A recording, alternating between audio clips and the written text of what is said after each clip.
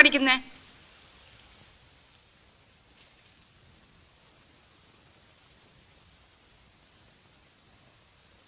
ഞാനാ.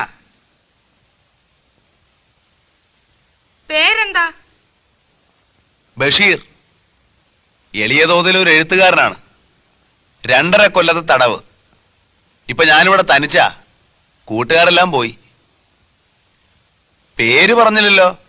നാരായണി. സുന്ദരമായ പേര്. വയസ്സ്? 22. സുന്ദരമായ വയസ്സ്. കഠിന തടവാണല്ലേ? അതെ, 14 കൊല്ലം. അപ്പോ കൊലക്കുറ്റമാണല്ലേ?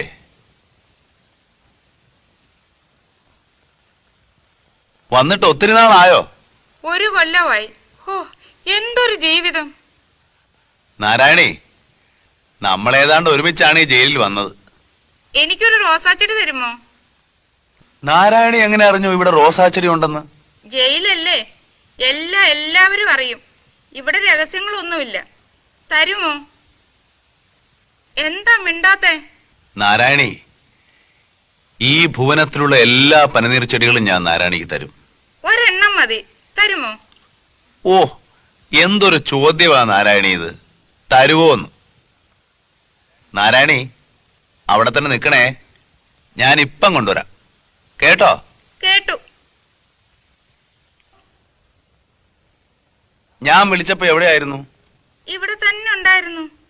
എന്നിട്ട്? ഞാൻ മിണ്ടാതെ ഒളിച്ചു നിൽക്കുകയായിരുന്നു. കള്ളി. റോസാച്ചെടി കൊണ്ടുവന്നോ? ബഷീറേ, ബഷീറേ, ബഷീറേ. ഓ, ദൈവത്തിനെ ഇത്ര സ്നേഹത്തോടെ വിളിച്ചിരുന്നെങ്കിൽ സ്നേഹത്തോടെ വിളിച്ചിരുന്നെങ്കിൽ എന്നാണ് പറഞ്ഞത്. സ്നേഹത്തോടെ വിളിച്ചിരുന്നെങ്കിൽ ദൈവം എന്റെ മുമ്പിൽ പ്രത്യക്ഷപ്പെടുമായിരുന്നു. ദൈവം ആരുടെ മുമ്പിലും പ്രത്യക്ഷപ്പെടുകയില്ല. ദൈവം നമ്മുടെ അടുത്തുണ്ട്. പ്രപഞ്ചങ്ങളായ എല്ലാ പ്രപഞ്ചങ്ങളുടെയും വെളിച്ചം, ചൈതന്യം. നാരായണി, പ്രത്യക്ഷപ്പെടാനുള്ളത് ഞാനല്ലേ? വിളിച്ചിട്ട് എന്താ പിന്നെ ഇത്രയും നേരം വിളിയേക്കാഞ്ഞത്? ഞാൻ ചുംബിക്കുകയായിരുന്നു. മതിലില്ലോ? അല്ല. പിന്നെ?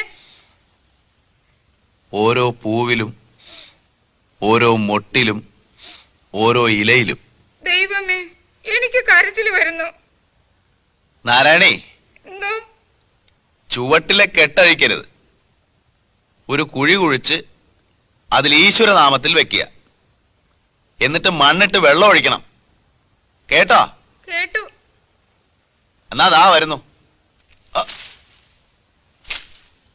കിട്ടിയോ?